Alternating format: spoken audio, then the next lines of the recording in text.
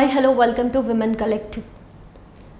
ఈ రోజుకి కూడా మన సమాజంలో ఆడది అంటే వివాహమైన ఒక మహిళ అంటే తన భర్తకు బానిసే, తన భర్త ఆస్తి మాత్రమే.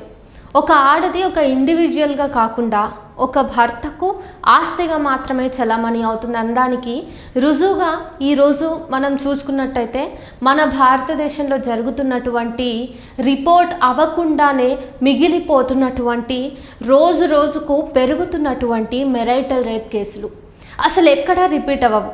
ఎవరు చేస్తున్నారు అంటే కట్టుకున్న మొగుడాయి. బయటకు వచ్చి చెప్దామంటే పరువేంగాను గోప్యతేంగాను నలుగురిలో మళ్ళీ నాకు విలువ ఎక్కడుంటుంది, కుటుంబాలు చిన్న భిన్నమవుతాయి అనే కారణాల చేత ఆడది రక్తాన్ని కక్కుకుంటూ తాను ఎంతో వేదన అనుభవిస్తూ కూడా మెరైటల్ రేప్ గురించి బయటకు వచ్చి మాట్లాడలేకపోతుంది. ఎందుకంటే ఒక స్త్రీ బయటకు వచ్చి నా భర్త నాకు ఇష్టం లేకుండా ముట్టుకుంటున్నాడు, నన్ను బలాత్కారం చేస్తున్నాడు అంటే ఈ సమాజం అది నీ బాధ్యత, కనీసం నీ మొగుడి సుఖాన్ని కూడా నువ్వు తీర్చలేనప్పుడు నువ్వు ఆడదాని ఎలా అయ్యావు, నీ పుట్టుకకి అసలు ఇంకా అర్థం ఏంటి అని ప్రశ్నిస్తున్నాయి. ఒక ఆడది బయటకు వచ్చి తనకి జరుగుతున్నటువంటి మెరైటల్ రేప్ను చెప్తున్నట్టయితే ఆ ఆడదాన్ని ఈ సమాజం మొత్తం నిందితురాలిగా చూస్తుంది, ఏదో తప్పు చేసిన దానిలాగా పరిగణిస్తుంది. అసలు మన ఇండియన్ లా కూడా అంటే న్యాయ వ్యవస్థ కూడా పూర్తి స్థాయిలో మెరైటల్ రేప్ని క్రిమినలైజ్ చేయటం లేదు. సంవత్సరాలు గడుస్తూ ఉన్నాయి, ఫెమినిజం మూమెంట్లు వస్తూనే ఉన్నాయి, ఎంతోమంది ప్రశ్నిస్తున్నారు. యాక్టివిస్టులందరూ రోడ్డు మీదకి వచ్చి మహిళలు ఎంతోమంది రక్తం ఓడుతున్న శరీరాలతో భర్తలతో పడలేక విడిపోలేక అటు పరువు అంటూ ఇటు కుటుంబం అంటూ బాధ్యతలు అంటూ సతమతం అవుతున్నారు అని గొంతెత్తి చెబుతున్నా కానీ ఎవ్వరూ కూడా మెరైటల్ రేప్ని ఒక క్రిమినల్ యాక్ట్గా కన్సిడర్ చేయట్లేదు. అయితే వాళ్ళు దానికి చెప్తున్న రీజన్స్ ఏంటంటే మెరైటల్ రేప్ని కనుక మనం క్రిమినలైజ్ చేసినట్టయితే మన వివాహ వ్యవస్థలోని కుటుంబ వ్యవస్థ మొత్తం కూడా చిన్నాభిన్నం అవుతుంది. ఏ ఇద్దరు వ్యక్తులు కూడా పెళ్లి చేసుకున్న తర్వాత చివరి వరకు కలిసి ఉండరు. కుటుంబ వ్యవస్థలో ఎన్నో లోపాలు బయటపడతాయి. అప్పుడు ఎవరు కూడా వాళ్ళ పిల్లలకు తల్లిదండ్రులుగా పూర్తి స్థాయిలో ప్రేమను పంచలేరు అనేటువంటి విషయాలన్నీ చెప్తున్నారు.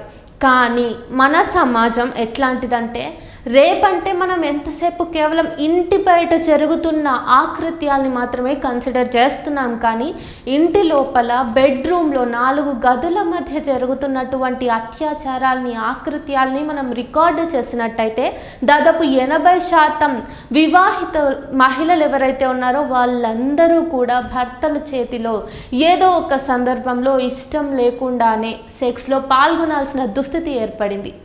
మొదటి రాత్రి ఉందండి, అంతెందుకు శోభనానికి ముహూర్తాన్ని నిర్ణయించే ముందు అమ్మాయిని అడుగుతున్నారా ఎవరైనా, అమ్మ ఈరోజు మీకు ముహూర్తం పెడుతున్నాము, నీకు ఓకేనా, ఈరోజు నువ్వు ఫిజికల్గా అబ్బాయితో కలవటానికి నీకు ఈరోజు ఓకేనా కాదా అనే విషయాలు ఎవరైనా అమ్మాయిలను అడుగుతున్నారా?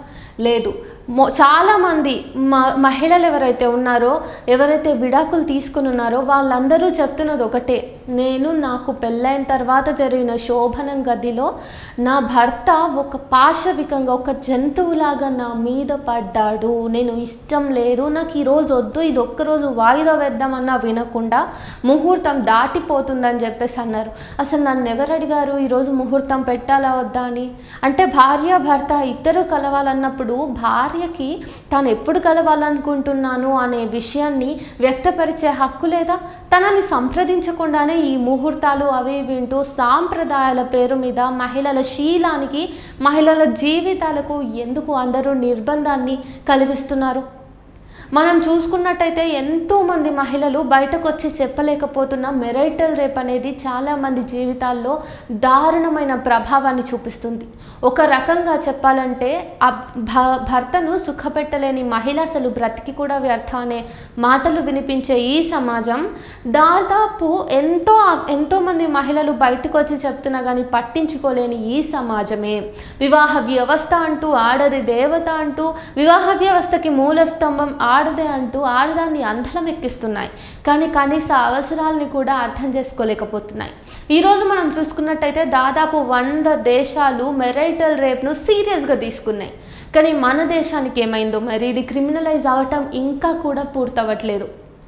అయితే మెరైటల్ రేప్ గురించి మాట్లాడటానికి ఎంతోమంది ఈ మధ్యకాలంలో ముందుకు వస్తున్నారు. కానీ మన భారతదేశంలో ఈ మెరైటల్ రేప్ అనే దాన్ని రేప్గా కన్సిడర్ చేయని ఇట్లాంటి సమాజంలోంచి కేవలం ఒకే ఒక్క పుస్తకం మెరైటల్ రేప్కి అగెయిన్స్ట్గా దీని గురించి మాట్లాడుతూ నవల రూపంలో వచ్చింది. ఆ పుస్తకాన్నే డాక్టర్ గీతాంజలి అనే ఒక తెలుగు రచయిత్రి రాశారు. ఆ పుస్తకం పేరే విత్ యువర్ పర్మిషన్. ఈ పుస్తకంలో మెరైటల్ రేప్ గురించి ఎంత చక్కగా చెంపపెట్టుగా రాశారో, అంతేకాకుండా వివాహ వ్యవస్థలో గోప్యత, అట్లానే గౌరవం, పరువు అనే వీటన్నింటినీ కూడా తునాతునకలుగా చేసి కేవలం ఇక్కడ స్త్రీకి జరుగుతున్నటువంటి అన్యాయం ఎట్లయితే సమాజం విస్మరిస్తుందో, నిర్లక్ష్యం చేస్తుందో దాని గురించి మాట్లాడారు. అంతేకాకుండా ఈ నవలలో మనం చూసుకున్నట్టయితే గేలకి సంబంధించి, ట్రాన్స్జెండర్లకు సంబంధించి, లెస్బియన్లకు సంబంధించి, వివిధ జెండర్ డైవర్సిటీస్ ఉన్న వాళ్ళందరి తరఫున కూడా సెక్షువల్ అసాల్ట్ విషయంలో మాట్లాడిన గొంతుగా ఈ పుస్తకం నిలబడుతుంది. అయితే ఇట్లాంటి పుస్తకాలు ఎన్నో రావాలి. మెరైటల్ రేప్ ఎందుకు మనం అంతా కూడా ఖండించాలి అన్నదాన్ని మనం చూసుకున్నట్టయితే ఈ రోజుటికి కూడా సుప్రీంకోర్టులో సైతం మెరైటల్ రేప్కి సంబంధించి భిన్న అభిప్రాయాలు ఉన్నాయి. ఎప్పటికప్పుడు ఆ భిన్న అభిప్రాయాలు అనేవి విస్తృతంగా వ్యక్తం చేస్తూ ఉన్నారు. వాళ్ళందరూ ఒక మహిళ రేప్కి గురవుతుంటే, తన భర్త పాశవికంగా దాడి చేస్తుంటే ఆ విషయం మీద వివిధ అభిప్రాయాల్ని వ్యక్తపరచడంలో బిజీగా ఉన్నారు. కానీ తన నొప్పిని అర్థం చేసుకుని ఇమీడియట్గా తనకంటూ కొంచెం రిహాబ్ చేయాలనో, లేదంటే తన భర్తకు కౌన్సిలింగ్ ఇవ్వాలనో, వాళ్ళిద్దరిని కూర్చోబెట్టి కౌన్సిలింగ్ ఇవ్వాలనో, లేదంటే దీనికి సంబంధించినటువంటి చట్టాలు చేయాలనో, లేదంటే ఈ విషయంలో మెరైటల్ రేప్ని క్రిమినలైజ్ చేయాలనో ఆలోచించట్లేదు. ముఖ్యంగా ఈ రోజుకి కూడా మన కోర్టులన్నీ మెరైటల్ రేప్ను క్రిమినలైజ్ చేయకపోవడానికి కారణాన్ని మనం చూసుకున్నట్టయితే మూలంగా మనకు కనిపిస్తున్న ఒకే ఒక్క అంశం, భర్తకి తన భార్య మీద ఏ నిమిషంలోనైనా కోరిక తీర్చుకునే హక్కు ఉంది. పెళ్ళయ్యిందంటే ఆ తర్వాత ఆమె శీలానికి అధిపతి భర్త మాత్రమే. ఆడది పెళ్ళయ్యాక అమాంతం భర్త చేతి ఆస్తిలాగా మారబడుతుంది వంటి ఈ వ్యూస్ ఏవైతే ఉన్నాయో ఎంత దారుణంగా ఉన్నాయి, ఎంత ఆటవికంగా ఉన్నాయో మనం ఆలోచించవచ్చు. అంతేకాకుండా ఒక భర్త మహిళను రేప్ చేస్తున్నాడు, తన భార్యను రేప్ చేస్తున్నాడు అంటే ఆమె పంటి కింద భరించి భర్తకు పడక సుఖాన్ని అందించాలి తప్పిస్తే, లేదు నాకు వద్దు, నేను ఇప్పుడు సిద్ధంగా లేను అని ఎదురు తిరగకూడదని ఇదే సమాజం చెప్తుంది. అంటే ఈ రోజుకి కూడా మహిళ కేవలం తన భర్త చేతిలో కీలుబొమ్మ మాత్రమే అని నిరూపణ చేస్తోంది ఈ కోర్టులు, ఈ న్యాయ వ్యవస్థ కూడా. అయితే ఈ నేపథ్యంలో విమెన్ కలెక్టివ్ ఏమంటుంది?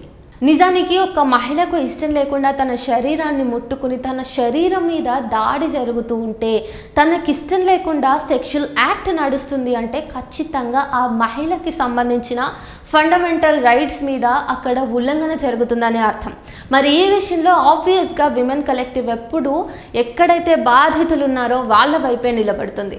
అయితే మరో విషయం, ఏదైతే ఈ మెరైటల్ రేప్ను మనం క్రిమినలైజ్ చేస్తే ప్రతిసారి భర్తే భార్య మీద ఆకృత్యానికి పాల్పడకపోవచ్చు కూడా. సో భార్య కూడా భర్తని బలవంతం చేసే పరిస్థితులు ఉండొచ్చు, ఎవరికి తెలుసు. మగవాడు ఎప్పుడు కూడా ఇట్లాంటి సెన్సిటివ్ అంశాలని బయట చెప్పుకోలేకపోవచ్చు. సో ఇటు వర్గాన్ని చూసుకున్నా అటు వర్గాన్ని చూసుకున్నా రేప్ అనేది రేప్, అది ఏ జెండర్ వాళ్ళకి జరిగినా, ఏ మనిషికి జరిగినా. ఇక్కడ మనం జెండర్ పరంగా కంటే కూడా ఇండివిజువల్ పరంగా కన్సిడర్ చేస్తే ఖచ్చితంగా అది మెరైటల్ రేప్ అయినా జనరల్ రేప్ అయినా సరే ఇది అఫెన్సివ్. సో దీన్ని ఖచ్చితంగా మేము ఖండిస్తాము.